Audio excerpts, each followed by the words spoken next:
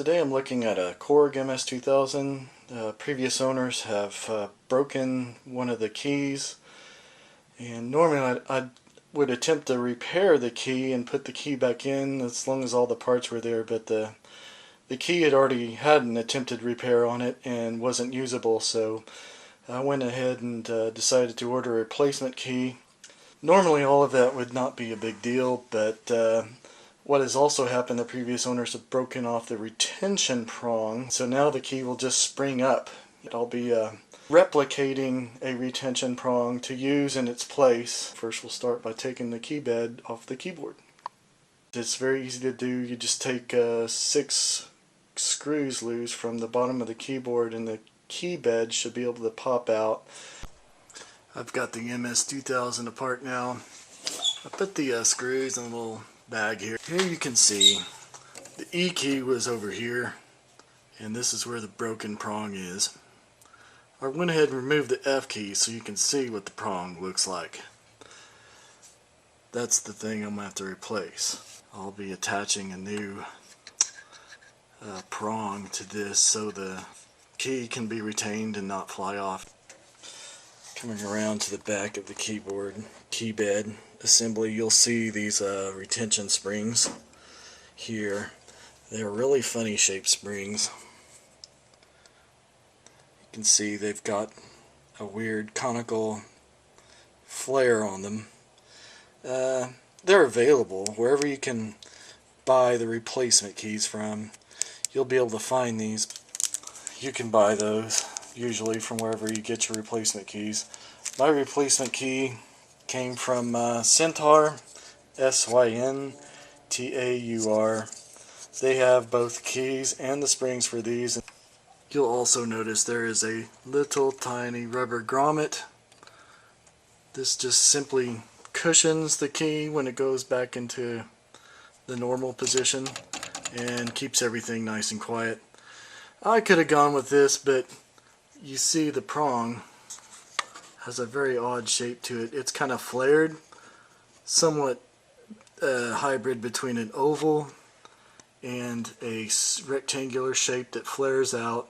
You know, that's to retain this grommet when you put it back on. Just a friction fit is all that's really all about. So since I'm having to rebuild the prong, I don't want to have to make the special shape. I don't know how in the world I'd be able to do that. So my solution is going to be using some plastic tubing. I went ahead and took, again at Ace Hardware, a round rubber grommet, and I cut it into the rectangular shape. It's going to be thus. It's still a little loose, so I'll need to get this to be a friction fit, stay in position deal. The contact adhesive I'm going to be using for these repairs, and what I use for most of my keyboard repairs, is this Welder.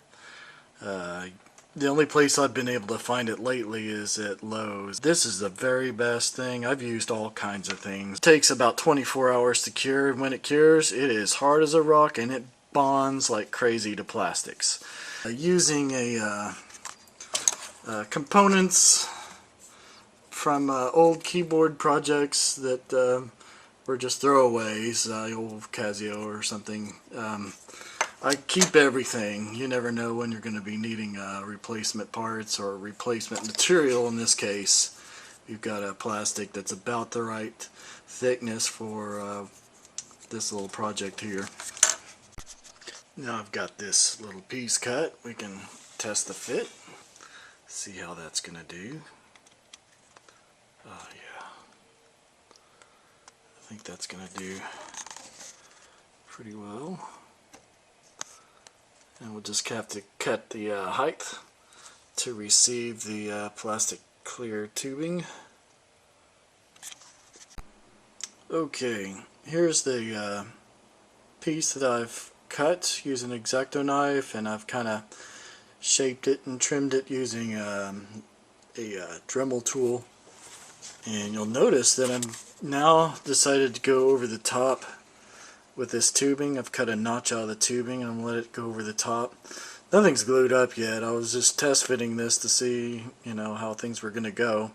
And it turns out, you know, when I put it in place, that it wants to slide off that way. The sloped surface of that plastic that broke loose, it's not coming straight down at a 45-degree angle. It's kind of sloped off at one side, so I'm going to need to trim that up with an exacto knife and make sure that it is coming in straight at a 45, and then my test fit will go much better, and I would anticipate the gluing up will go much better too if I do that. So okay, I went ahead and put some black electrical tape on the tip of this new prong, but I just wanted to get that on there.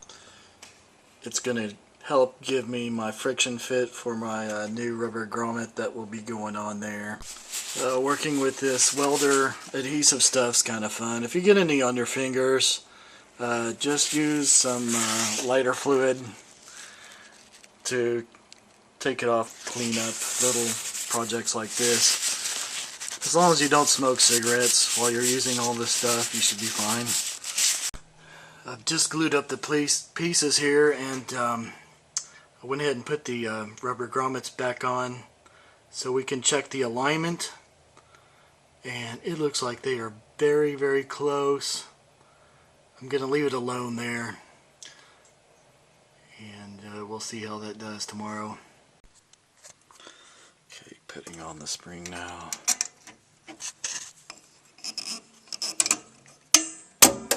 Oops. Oh, shit. Alright, there it is, and now it's, man, looking so good. I can't even tell which one it was that was broken. That's sweet.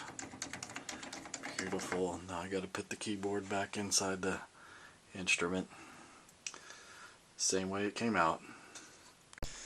Now the last and final step is going to be to test the keyboard and make sure everything's still working. Here's that key.